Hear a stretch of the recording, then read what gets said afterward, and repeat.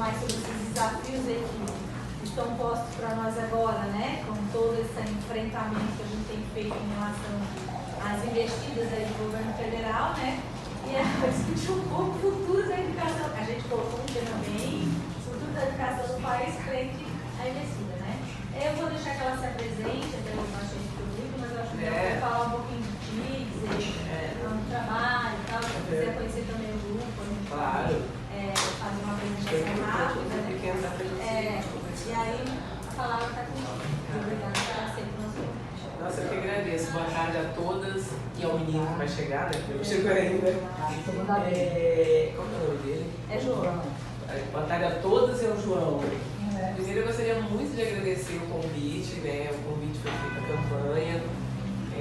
O Daniel não pôde comparecer porque ele está na loucura. Primeiro, na loucura do debate dessa questão em âmbito nacional, né? E segundo, ele está tentando se concentrar para terminar o doutorado. E aí ele não está conseguindo ir nas atividades. E eu sou professora aqui da Universidade de Brasília, da Faculdade de Educação, e coordeno o Comitê DF da Campanha Nacional pelo Direito à Educação. E a gente sempre fica muito feliz quando recebe os convites para debater a educação dos diferentes grupos, né? Sobretudo dos diferentes grupos que compõem o campo educacional, porque essa é a bandeira de luta que vocês não colocaram, é a educação domiciliar e a militarização das escolas, né? Só para dizer que tem mais coisas, tem coisas mais complicadas ainda, ou militarização ou PMização das escolas, caso a gente queira pensar. É que quando eu recebi o convite com o tema O Futuro da Educação no País, frente às investidas do governo federal, a primeira questão que você para pensar é: não tem futuro, não tem como. E, gente, tem razões para pensar isso, porque, na verdade, eu acho que se eu pegar especificamente o governo federal, não há um projeto para a educação no sentido de construir algo. Né? Todas as investidas do governo federal até o momento são ações de destruição do que já tinha sido alcançado, né? O que nos coloca um momento peculiar, porque normalmente a gente estava sempre brigando com todos os governos para o avanço da educação, né? E agora a gente está numa briga de tentar manter o que existia. E isso é muito estranho, porque o que estava aí não nos satisfazia, né? E aí quando vocês trazem, quando a gente pega assim, qual é o futuro da educação frente a tudo isso, a gente começa a ver o que foi, eu estou pegando de janeiro para cá, mas depois a gente vai discutir, porque na verdade assim, a possibilidade de fazer muito ou deixar de fazer muito o que está se fazendo agora foi preparada em momentos anteriores, né? Então houve uma preparação do terreno para que isso pudesse ser implementado. E há uma preocupação que também há uma preparação do terreno para que a gente possa implementar coisas mais sérias, né? Porque assim, eu não acredito muito na possibilidade do presidente Jair Bolsonaro ficar à frente da presidência durante 4 anos. Não sei, nem um ano. Né?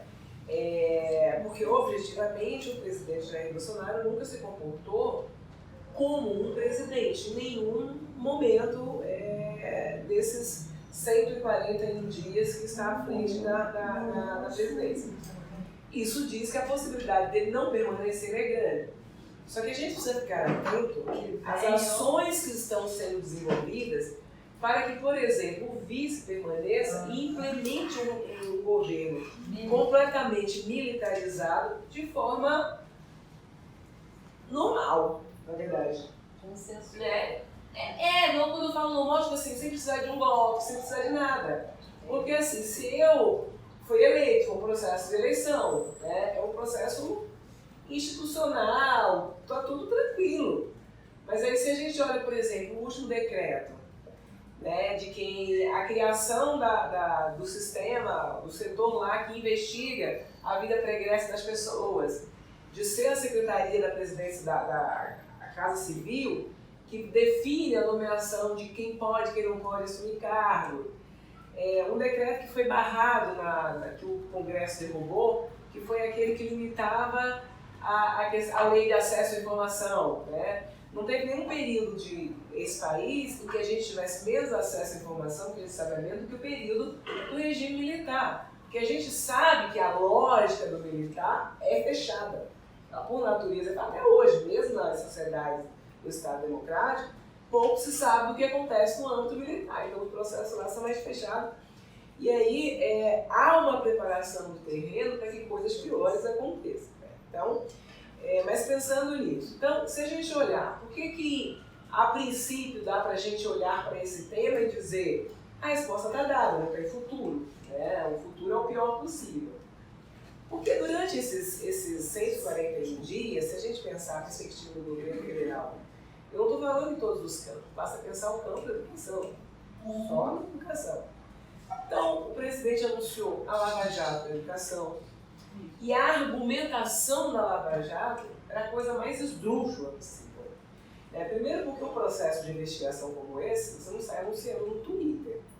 Normalmente você tem um processo de investigação que aponta para a irregularidade e a partir disso você faz investigações. Né? Você não sai anunciando. Agora, a justificativa que é porque em 2003 se investia tanto e em 2010 se triplicou esse investimento, isso não é problema, ao contrário, uma sociedade democrática, num país em que diz que a educação é um direito social, em que a gente tem uma dívida histórica, que a gente tem uma população na idade escolar e população fora da idade escolar que não teve acesso a essa educação, de que a gente precisa aumentar, expandir o acesso à educação superior, ter aumentado o investimento na educação, inclusive porque o nosso Plano Nacional de Educação prevê esse aumento de investimento. Então, não tem como alcançar, universalizar o atendimento e com qualidade sem investir mais em educação. Então, ter investido mais em educação não é objeto de investigação. O que poderia ser objeto de investigação é encontrar irregularidades nesse processo de investimento, que é o inverso. Então, você tem isso. Você tem um anúncio de que o primeiro ato, no dia 2 de janeiro, foi baixar um monte de decretos, e dentre eles o decreto que criou no âmbito da Secretaria de Educação, do Ministério da Educação, a Subsecretaria de Fomento às Escolas Cívico-Militares. Obviamente que com a disponibilidade que o governo federal tem para criar, para investir na educação básica, não há muitas possibilidades de que se crie em cada capital desse país uma escola cívico-militar nos moldes das escolas das corporações.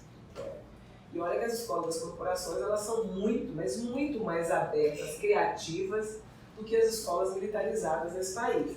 Uma coisa são as escolas das corporações e outras coisas são as escolas que estão tendo a sua gestão repassada para a polícia militar. Então, de qualquer forma, você criar uma subsecretaria dentro do Ministério da Educação num país como o Brasil para fomentar a criação de escolas cívico-militares é algo que pode deixar qualquer pessoa de cabelo arrepiado, né? E aí, a gente viu os desmontes dos ministérios e a criação de outro ministério, então tudo isso já apontava para algum lugar. E esses anúncios todos, os decretos, os anúncios sendo feitos no Twitter, mas objetivamente, sem você ver muita ação nesse sentido. E aí você teve um ministro da Educação que ficou um pouco mais de 100 dias no governo e que foi demarcado pela inação. A gente não tinha projeto para a educação, nem havia anúncios de destruição, mas não havia ações de destruição, a não ser o ministro pedindo para filmar as crianças nas escolas, mandar para o Ministério, para o hino nacional, essas coisas estapafúrdias, né, que a gente quem está no cargo, mas não se entende nada do processo. Você teve a criação de uma comissão no âmbito do INEP para cercear as questões do Enem, né, porque quando a gente pensa que o banco de itens de uma avaliação como o Enem, ele é construído por diversos especialistas de diversas áreas, da educação superior, da educação básica, que cada item é reavaliado por uma comissão feita para isso, e que um presidente do INEP constitui uma comissão de 3 pessoas para fazer revisão desses itens, não pode ser revisão de conteúdo, e sim das áreas. Então só poderia ser uma revisão para cercear as questões ou os temas que pudessem ser debatidos no Enem. Então, essa foi mais uma das ações do governo federal. Então, até esse momento, a gente pode perceber que só há projetos de destruição. A cobrança de mensalidade nas universidades públicas, né? A questão do escola sem partido, o corte de recursos nas IFES, né? E no Colégio Dom Pedro II. Então, são ações que demonstram que, na verdade, o único projeto em curso nesse país é o projeto de destruição. Só que na gestão do ministro Vélez, você não tem muita ação no sentido de concretizar isso. E aí a mudança do ministro, pelo atual ministro, isso mostra um desejo de colocar esse processo de destruição em ação. Tanto que uma das primeiras ações dele foi exatamente cortar, bloquear recursos das universidades federais e do Colégio Dom Pedro II. Que começa, inclusive, com o anúncio, e eu estou aqui, né, perto e dentro da UNB, que foi a instituição, uma das instituições, né, atingidas, a priori, porque todas foram, na verdade, mas inicialmente, era a UNB, a UF e a UFBA, e a justificativa é porque nós fazemos festas esquisitas e só fazemos balbúrdias no âmbito da universidade, então, as balbúrdias no âmbito da universidade, então isso diria que nós não temos qualidade, não fazemos o que deveríamos ser feito e ao contrário, estamos fazendo balbúrdia. Então, isso, e a reação da sociedade como um todo fez com que, porque na verdade ia cortar todo mundo mesmo, né, com que o ministro voltasse e dissesse que todo mundo sofreria. E a imprensa vem anunciando, inclusive, muito a questão dos 30%, que na verdade não são 30%. Né? Teve universidades que o bloqueio que ele fez de recursos significou quase 100% que ela tinha. Ele bloqueou custeio de investimento. Né? Então, a UNB significou em uma 48% e em outra rubrica 56%. Então, não são 30%, acho que nenhuma universidade ficou só. O bloqueio significou 30%. E aí tem um anúncio também de alguém que não conhece, não sabe o que está fazendo, que era fechar os cursos de humanas dentro das universidades. Que é novamente a tradução de alguém que não sabe como funciona o processo educativo, as universidades, o sistema educacional, para falar dentro das coisas. Mas isso só para falar dos anúncios. E aí, se a gente pensar nas ações concretas, o envio do projeto de lei da educação domiciliar, e essa é uma questão que a gente não pode colocar como uma questão menor, inclusive porque eles são projetos articulados com vários outros, né? Então a gente tem militarização, educação domiciliar e escola sem partido. Para mim são três faces de uma mesma moeda. E o que está em voga no fundo é a destruição da escola pública, da educação pública, que é um elemento que vocês trazem aqui, é um dos elementos que vocês trazem aqui nas preocupações. Então, há nesse país um projeto de destruição da escola pública. E pelo que a escola pública tem de melhor. Não são pelas mazelas aqui que a gente ainda precisa melhorar. É por aquilo que ela tem de melhor, que é exatamente essa formação mais livre, esse espaço que é o espaço do diverso. Então isso é uma questão muito séria. Então quando eu digo, nós temos nesse país, esse é um país que mata muitas mulheres todos os dias. Então é um país que tem um alto índice de homicídio, de violência contra a mulher, de abuso sexual de crianças. Então, é um país que mais mata LGBTQI no mundo. Então, são essas questões que se diz que a educação, e aí diz que a educação as escolas estão hipersexualizando as crianças ao invés de desenvolver o seu trabalho. Porque debater essas questões na escola é exatamente trabalhar com o marxismo cultural, com a chamada, que estão chamando de ideologia de gênero. Então essas questões são todas questões para a gente se preocupar. E aí, pegando exatamente, se a gente pega esse cenário e fala assim, então não tem futuro. Não, tem. Tem. O que a gente precisa pensar que o governo é um grupo que está à frente do Estado em determinado momento.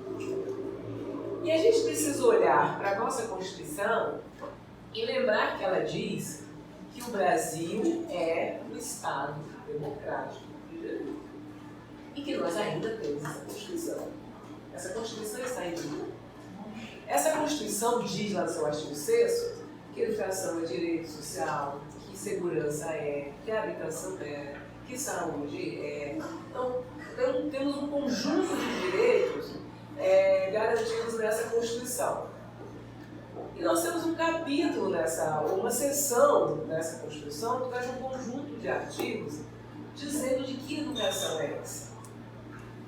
A Constituição ela não fala de qualquer educação. Ela vai dizer que a educação é direito de todos, é dever do Estado e da família e que deve ser ofertada em conjunto com a sociedade. Mas não é qualquer educação, é a educação que desenvolva plenamente o sujeito, e isso não é qualquer educação. Que forme para a cidadania. Não é qualquer educação que vai fazer isso. E que também forme para o mundo do trabalho. Ok, essa é uma educação que só é possível desenvolver se eu partir do princípio da paridade. E esse é um desafio que a gente tem no campo da política educacional. O que acontece? As nossas políticas elas são pensadas não a partir da especificidade da educação. A gente não olha qual é a educação que nós precisamos para pensar as políticas educacionais. A gente manda políticas educacionais para fazer o que dá com a escola. E ao fazer isso, nós estamos negando a Constituição, porque a Constituição é clara. Inclusive tem a qualidade como um dos princípios de organização da educação brasileira. E se nós temos a Carta Magna desse país, nós temos pelo menos a base legal para dizer que quem está à frente do país nesse momento, ou seja, o governo, não pode impor a sua vontade. Ele precisa governar o Estado para atender aquilo que a Constituição estabelece. O governo não é soberano. Soberano é o Estado brasileiro. E a gente precisa ter clareza disso.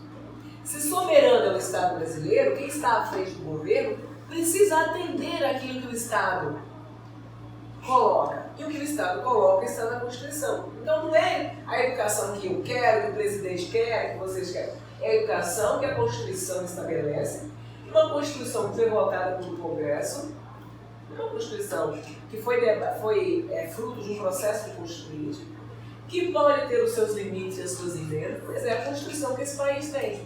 Ou a gente declara que nós estamos em estado de exceção, ou nós vamos ter que fazer um outro constituinte, ou nós vamos ter que... Porque eu posso pegar a modalidade à distância e fazer boa formação.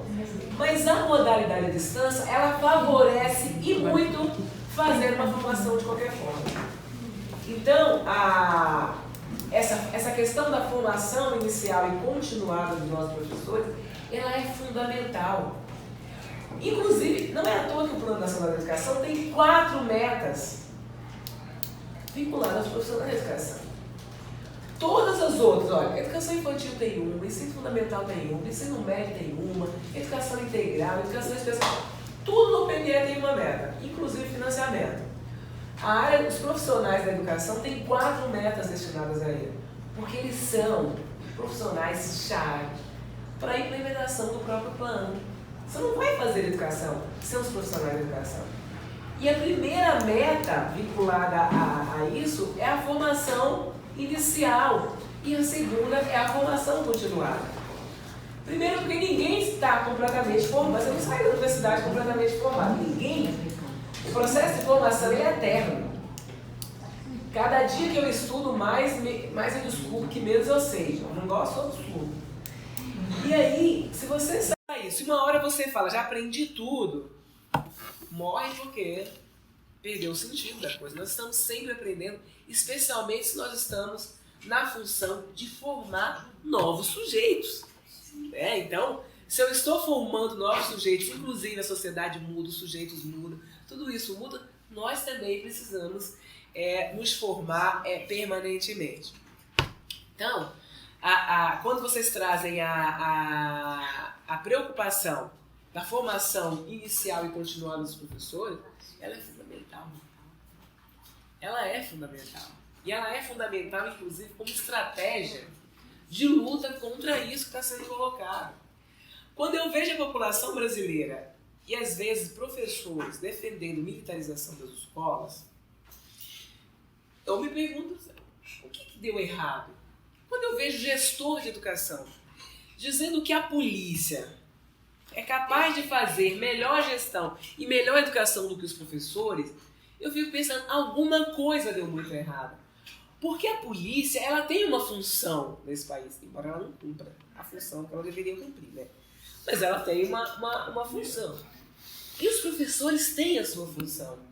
A área de segurança ela é muito importante. Mas a área de educação é fundamental, inclusive, para formar os sujeitos que vão trabalhar com a área de segurança. E aí, a justificativa da militarização das escolas, elas têm que nos colocar para pensar, inclusive, qual é a formação que a gente está oferecendo para os estudantes, para as pessoas que já passaram pela escola, a ponto delas serem capazes de pensar que há uma coisa muito errada quando eu digo que a polícia precisa ir para dentro da escola para garantir segurança, para impedir tráfico de droga. Ué, como assim? Os traficantes são os professores? A boca está dentro da escola? A sociedade está tranquila e a escola está violenta? Ué, se tudo isso está acontecendo, a função da polícia não era impedir que a violência chegasse lá, ao invés de atuar dentro da escola?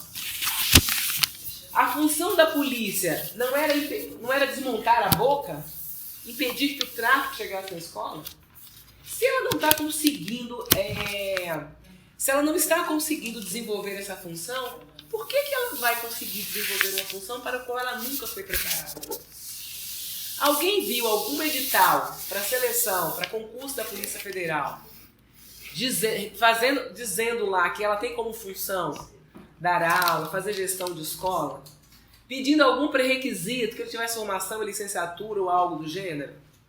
Eu não encontrei, não vi nenhum edital, e eu levantei alguns. Então por que a polícia forma melhor que os professores? É de formação mesmo que a gente está falando? Ou nós estamos falando de formatação da mente e disciplinamento dos corpos? Onde é que fica a diversidade numa escola militarizada? Para onde vai a diversidade? Se eu pego uma escola que funciona como um quartel, porque é assim que a escola militarizada funciona, todo mundo tem que estar fardado, com o mesmo corte, com o mesmo comportamento, tem que andar nas regras. A escola ela começa a funcionar, é uma escola pública que funciona a partir do princípio da gestão democrática, tudo aquilo. E de repente ela passa a funcionar a partir do regime da corporação. Escola é quartel? A escola é o espaço de se implementar aquilo que está sendo colocado no quartel. São alguns elementos. Então, eu tenho de um lado, só que aí a gente vai pegar os dados da escola militarizada. Qual que é a grande questão? Tem alguns dados para a gente pegar dessas escolas que você não vai conseguir pegar por resultado de avaliação larga escala. Então, as pessoas vão dizer, não, mas na escola militar, a escola militarizada ela está tão boa que ela não tem evasão. Não, ela não tem evasão. As pessoas são expulsas dela mesmo. Então o aluno evade. Ele é convidado a sair. Primeiro, aqueles que não se adaptam saem. E segundo, aqueles que não entram na lógica, que não tem o rendimento que eles querem, eles dão uma transferência com muita tranquilidade. Então o que a gente observa hoje, por exemplo, no estado de Goiás, que é um estado em que o processo de militarização ele já tem um tempo, nos bairros em que tem uma escola pública foi militarizada, cai a quantidade de matrícula nas escolas privadas e esses alunos estão indo para a escola militarizada. Por consequência, obviamente, que os alunos da escola pública que estavam ali estão sendo expulsos dessa escola. O perfil, a escola embranqueceu. A porta da escola virou um congestionamento de carros, o que não tinha antes. Então, o perfil socioeconômico muda, né? O perfil, a diversidade ela some, né? Inclusive porque as manifestações afros, por exemplo, elas não vão caber dentro dessa escola. Inclusive na questão da afirmação do cabelo. Né? Você pensa a quantidade de anos que as pessoas, que a população negra nesse país lutou para assumir as suas características. E de repente vem a escola militarizada e poda essa manifestação. Né? Então, todas essas questões vinculadas à diversidade, elas somem na escola militarizada. Então eu entro na lógica da privatização, da militarização, que inclusive cobra taxas. Né? Você pega a escola de Goiás, no início do ano você tem 3 uniformes. O uniforme do dia a dia, o uniforme de gala e o uniforme de educação física. Isso não sai por menos de R$2.000. Você tem as tais das contribuições módicas, né? Que todo mundo tem que fica com a PM, que é uma caixa lacrada, que ninguém sabe as informações de como funciona essa PM. Inclusive, ele se justifica de não fornecer essas informações porque dizem que a PM é uma entidade privada. Então não tem que dar, não tem que justificar, não é verba pública. E são os pais que estão pagando dentro de uma escola que era pública. Então, são alguns elementos. Então a gente vai ter a junção nesse processo. Escola sem partido, militarização e agora o tal do homeschooling. Né? Que é uma forma, inclusive, do Estado depois justificar que não precisa oferecer educação para todo mundo, porque os pais estão lá. Hoje é proibido você fazer isso hoje, né? Os pais não têm a opção de não matricular as crianças. Se você tem isso normatizado em lei, o Estado, inclusive, pode dizer que cabe à família também cuidar dessa educação, não precisa ser o Estado que tem que oferecer. Né? Então, são outras questões. Em relação ao Fundeb, que foi uma questão muito debatida aqui, o Fundeb, ele tem vigência até 2020 e ele é um fundo. Ele foi um fundo que ajudou a equilibrar a questão da oferta da educação no país, né?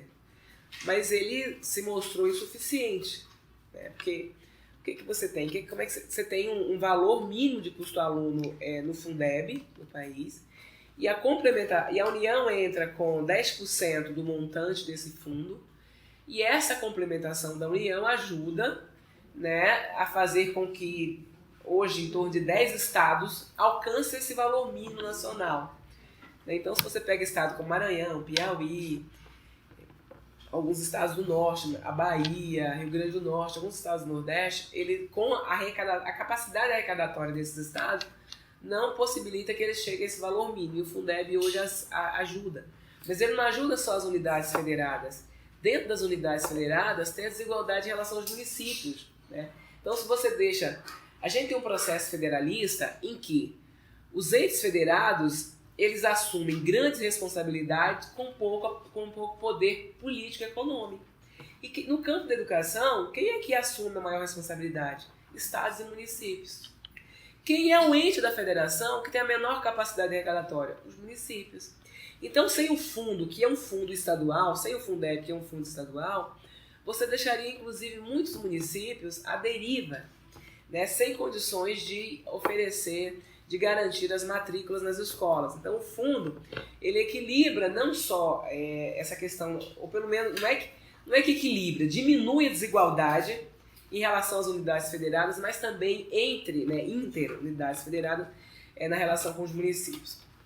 Mas hoje ele é de 10%. E ele tem, então, a nossa lógica de financiamento hoje, né? A capacidade do ente federado define qual é a educação que cada criança, cada adolescente vai receber nessas unidades. O Plano Nacional da Educação, quando aprovou o custo aluno qualidade, ela inverteu isso. Ela vai dizer, o que vai dizer? São os insumos necessários para garantir a qualidade, ou seja, é a qualidade que a gente precisa que define qual é o investimento que a gente tem que fazer. Então não é o tanto de dinheiro que a Bahia tem que vai dizer qual é a educação que ela recebe.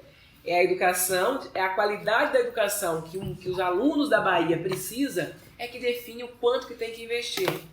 Mas por que você criou o custo aluno qualidade? Agora o estado da Bahia vai melhorar a sua arrecadação? Não. Por isso, a estratégia 20.10 diz: caberá à União complementar junto a estados, municípios e Distrito Federal o valor do custo aluno paridade. E essa é a briga do Fundeb. O Fundeb tem vigência até o ano que vem, até 2020, e a gente precisa criar um outro fundo. E todas as propostas colocadas até hoje, e há um consenso de que esse fundo tem que ser um fundo permanente. Né? Até para daqui a 15, 20 anos não estarmos aí com a mesma batalha. E esse é um desafio. Porque você já pensou se a gente constitucionaliza qualquer fundo, torna permanente um Fundeb ruim? Isso se torna um problema, né? Então, hoje a gente tem algumas propostas de emenda constitucional no Congresso. Tem duas na Câmara, acho que 2 no Senado. E objetivamente, qual é a que nós estamos defendendo? Nós estamos defendendo a PEC 65, que está no Congresso, no Senado, que foi apresentado pelo senador Randolfo Rodrigues. Por que essa é a defesa? Né? Por que essa é a PEC que nós estamos defendendo? Porque a emenda, a PEC 65, ela vai partir dos insumos. Ela vai partir da lógica do caqui. Para dizer que esses insumos necessários precisa fazer com que a União aumente a sua participação. E então ela parte do princípio da qualidade, de quais são os insumos necessários para alcançar essa qualidade e qual é a parte que a União tem que entrar para isso. Ela parte de 20% no primeiro ano, você sai dos 10% e entra com 20% não do PIB, da complementação ao fundo. Então ela não, na verdade não se trata eu tenho os recursos subvinculados, né? Esses recursos subvinculados vai gerar um montante de recursos para o Fundeb, e aí isso os recursos estaduais, né, e municipais. E a lógica é que a União entre com esse percentual, esse quantitativo, para complementar o fundo. Então, se o fundo é de 200 bilhões, a União tem que entrar com 20% desse valor a mais para complementar esse fundo. Então, a parte de 20% da complementação, né, aí vai crescendo paulatinamente até chegar ao máximo de 40%. Por entender que essa complementação de 40% vai fazer com que os estados e os municípios tenham condições de garantir a infraestrutura, os insumos necessários para a educação, para que os estudantes tenham educação de qualidade nos diferentes recantos desse país, independente de em que lugar que esse cidadão brasileiro esteja, ele tem direito à mesma educação, ou qual seja a educação de qualidade. Então, em relação ao Fundeb, a nossa briga é essa. Mas a briga é fácil? Não. Porque se vocês, e aí vocês falaram muito bem em relação a isso, quando vê os anúncios do Paulo Guedes, é desvinculação de recursos, né? E você criaria um Fundeb de faz de conta. Não é que ele não está dizendo que o Fundeb não pode ser aprovado, mas ele pode ser aprovado, né, faz de conta, porque se eu não vinculo o recurso, como é que se implementa? Então, né? Pois mas aí é que tá. A emenda constitucional 95 deixou a complementação ao Fundeb de fora. A complementação ao Fundeb não entrou na emenda constitucional 95. E como o Fundeb vai ser fruto de uma outra emenda, ela não poderia, mesmo assim, ele não poderia estar subvinculado a uma emenda anterior. Então, de qualquer forma, a complementação ao Fundeb nunca entrou na emenda do teto de gasto. Tanto que, quando a gente olhou, porque a emenda 95, ela meio que detonou com o PNE, né? Mas aí a possibilidade que a gente via era exatamente aí. Como a complementação ao Fundeb não entrou na emenda, parte do PNE poderia ser cumprido a partir disso, porque grande parte dele tem a ver com a educação básica, né? Só que isso aí você tem um problema também, a formação dos professores tem a ver com a educação superior. Mas, pelo menos naquilo que se referia à educação básica, estaria garantido que a maioria das metas, né? Mas então, a gente tem uma possibilidade com esse Fundeb. mas vai depender também da nossa luta. Não vai ser fácil. Então a gente vai precisar ter que fazer muita pressão e muita articulação com os parlamentares para aprovação desse Fundeb que garanta essa maior participação da União na implementação da educação básica nesse país. O tempo inteiro as pessoas falam, não, mas a educação básica é responsabilidade dos estados e municípios. A oferta é. O direito à educação é obrigação do Estado brasileiro. E o Estado brasileiro está subdividido entre os 3 entes federados. Mas a própria Constituição fala do federalismo educacional, que caberá à União, os estados, os municípios e o Distrito Federal se organizarem em regime de colaboração para garantir o direito à educação.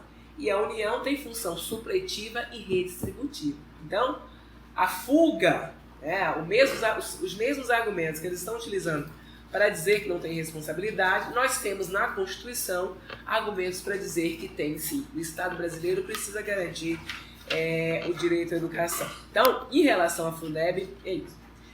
A reforma do ensino médio. Bom, a reforma do ensino médio foi aquela coisa que a gente acompanhou. Mas a reforma do ensino médio teve uma questão que a gente pode tomar para a gente novamente. Ela mobilizou mais de 1000 escolas nesse país. Ela mobilizou a juventude em torno disso. E a gente precisa mobilizar essa juventude, inclusive para desconstruir essa reforma. E ninguém disse que não queria reforma. Os estudantes em nenhum momento disseram, nós não queremos reforma. Eles diziam, não, nós queremos uma reforma que os educadores, os educandos possam definir, possam participar. Não faz sentido se utilizar da figura da medida provisória para se fazer uma reforma. A figura da medida provisória está na Constituição para questões de urgência, de emergência, para isso, e não para fazer reforma. Como é que se faz reforma educacional por medida provisória? Quem faz a educação acontecer são os educandos e os educadores. Você pensar processos de reforma sem a participação desse sujeito é dizer que a possibilidade que ela não se implemente ela tá dada, né? Porque a reforma do ensino médio é a proposta de um ensino pobre para a população de baixa renda. Essa reforma aqui não é para a classe média alta. Essa escola fragmentada, esse ideário de que os estudantes vão escolher os seus itinerários formativos. Mas onde? Quantos municípios nesse país têm mais de uma escola de ensino médio? E mesmo os que tiverem mais de uma, quantos deles têm condições de oferecer diferentes itinerários formativos? Os estudantes não vão escolher. Eles vão fazer aquilo que o sistema oferecer, a possibilidade que eles têm. Então está tudo investido. Então, novamente, a gente vê a discussão da educação desse país. Quem pensa as políticas educacionais desse país não entende de educação. Não são os educadores, não são as pessoas que entendem de educação que definem, que debatem as políticas educacionais desse país. Isso é uma questão muito séria. Então, a minha esperança é que essa reforma do ensino médio ela também não crie frutos e que a gente consiga revogar. Porque ela consegue ser pior do que aquele ensino médio profissionalizante que tinha antes da Lei de Diretriz e Base. Ela consegue ser muito pior. Então, assim, você retroceder para piorar, não é nem para ficar como era, mas para piorar. Reforma da Previdência. A reforma da Previdência, ela requer um capítulo à parte.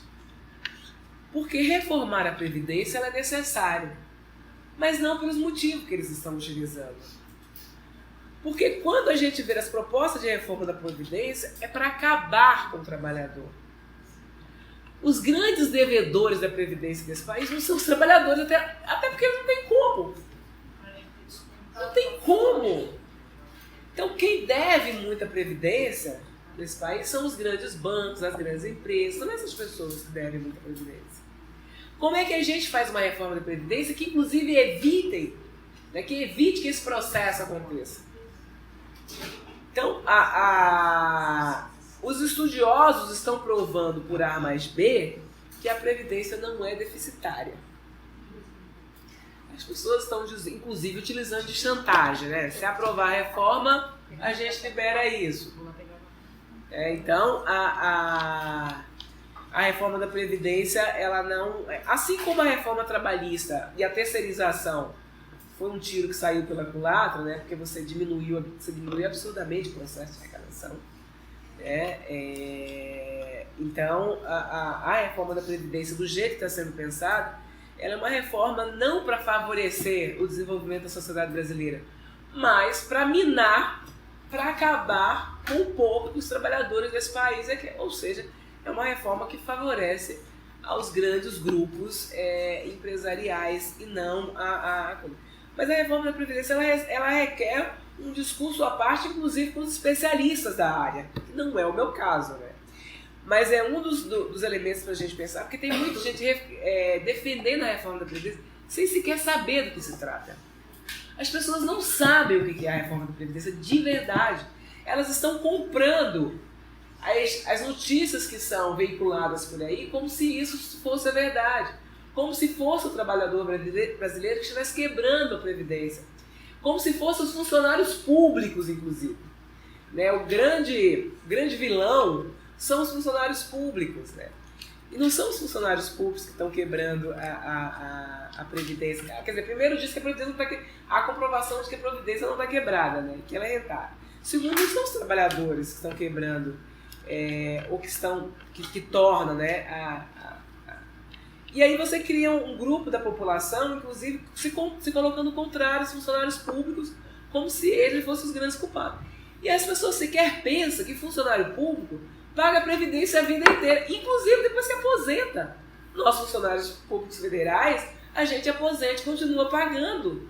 Então, né, é uma questão realmente muito preocupante para a gente debater com a população, de forma que ela até pode, ela poderia até ser favorável à reforma da Previdência se ela soubesse o que ela estava falando, se ela tivesse os elementos para poder, mas ela não tem, porque aquilo que está sendo vendido é uma coisa, aquilo que a reforma realmente significa é outra bem diferente. Agora, qual é o nosso papel na qualidade de educadores, né, de professores, nessa discussão com os nossos estudantes, né? E os estudantes costumam levar esse debate para casa, né? Como é que a gente vai se imbuir dessas questões como um todo, dessas informações todas, para debater nas nossas escolas, com os nossos colegas, com os estudantes, de modo que a gente possa pensar, ok, a gente precisa de uma reforma, mas qual reforma?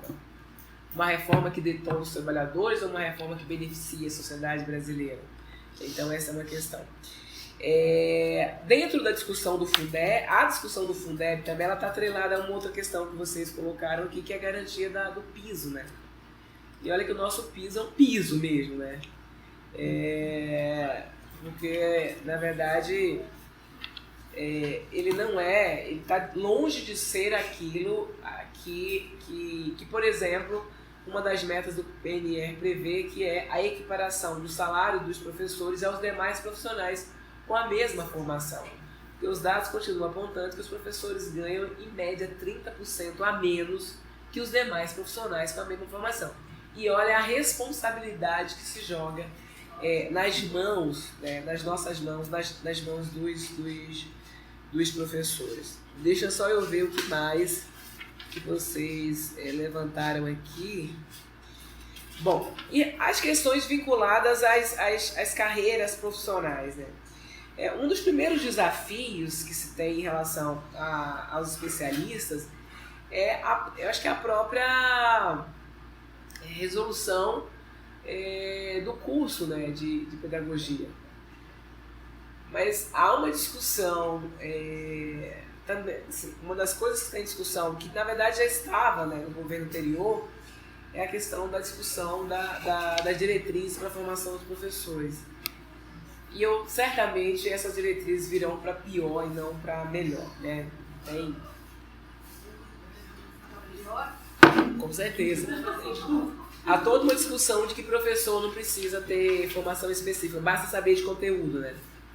Então, você vai na contramão de tudo que se debateu, que o professor é um profissional específica, ele precisa de formação, porque ele precisa de uma formação mais ampla. E as discussões que estão em voga hoje nessa proposta de reforma das novas diretrizes é muito no sentido de que o professor só precisa saber conteúdo. Então, a gente precisa concentrar mais a formação dos professores na lógica do conteúdo. Por que a gente precisa acabar com as áreas de humano dentro das universidades? Né? Então, o professor não precisa entender de processos de ensino-aprendizagem. O que as pessoas não conseguem entender é que eu não posso saber ensinar se eu não entendo como se aprende. Como é que eu vou saber ensinar se a gente não entende dos processos de aprendizagem, né? E essa coisa de pensar, obviamente o alvo são sempre as universidades públicas, né? As faculdades de educação, porque são os espaços em que esse debate da formação e dessa formação de forma mais ampla se dá. A gente corre o risco de ter uma aderência dos cursos das áreas específicas dentro das universidades também. Então, você nunca sabe porque tem essa questão. Mas a questão dos especialistas em si, ela passa por uma discussão, inclusive, da resolução dos cursos de pedagogia que hoje forma que o pedagogo é formado para lidar com esses diferentes espaços escolares e não escolares. Então esse é um debate. É um debate que eu domino muito pouco, inclusive porque são muitas áreas, né? Não é um debate que eu soube fazer em relação a isso. Mas vocês têm aí um desafio para pensar. E pelas diretrizes que nós temos, a chance de extinção dessas áreas, ela é grande, inclusive, porque você não tem profissionais para fazer os concursos, né? Aqui no Distrito Federal, por exemplo, tem concurso, tem os orientadores. Mas os orientadores, eles fazem concurso. Quem faz as pessoas que concorrem a essas vagas são os pedagogos, né? Não tem as habilitações. Não, porque a lógica é que formou. Mas assim, os cursos de pedagogia hoje, eles não têm mais as habilitações específicas, né?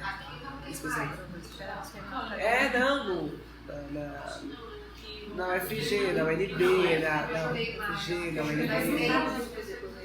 Então, geralmente assim, tem um intervalo no meio que eu quero fazer. Depois a gente volta conversando. Era só para concluir aqui.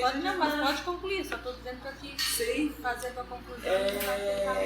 Então, essa em relação à questão das profissões é um debate que precisa ser retomado, né? Porque as próprias diretrizes, elas já jogam isso, que na verdade o pedagogo ele é formado para lidar com esses diferentes espaços escolares. Essa é a nossa grande preocupação, né? Porque, para ter uma ideia, quando eu fiz orientação educacional, eu fiz uma faculdade de 4 anos e meio. Só para isso, né? 4 anos e meio para me formar educadora.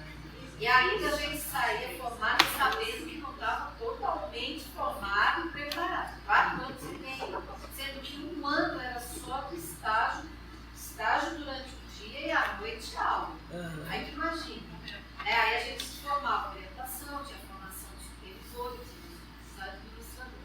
Hoje, com essa proposta que é entrada, o pedagogo generalista, eles formam em 3 anos, basicamente, que tem faculdade, né, formando.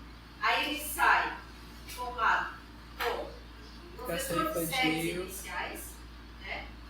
Ele vai para essa legislação, e para atuar em noções de orientação, supervisão e administração. Não só. Ele pode atuar em educação infantil. Educação infantil, jovens adultos. Olha só como.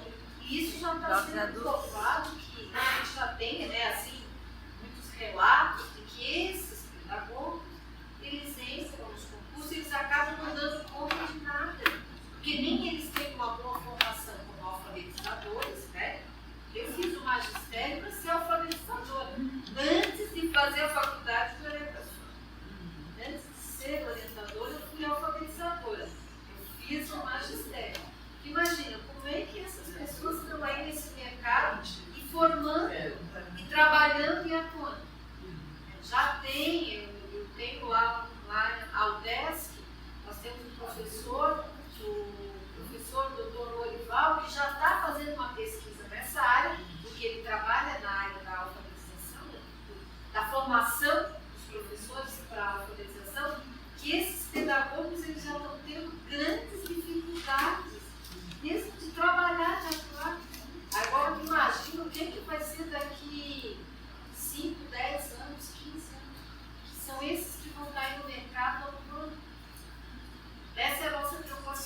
Isso que a gente está lutando, né, para Eu acho que é um debate. uma pedagogia decente. É um debate super com as necessário. habilitações, né? Uma coisa É um debate que super realmente vai necessário. formar, né, os educadores. Bom, gente, eu não sei se a gente. Mas depois a gente volta pro Volta debate, pra- né? E conversa mais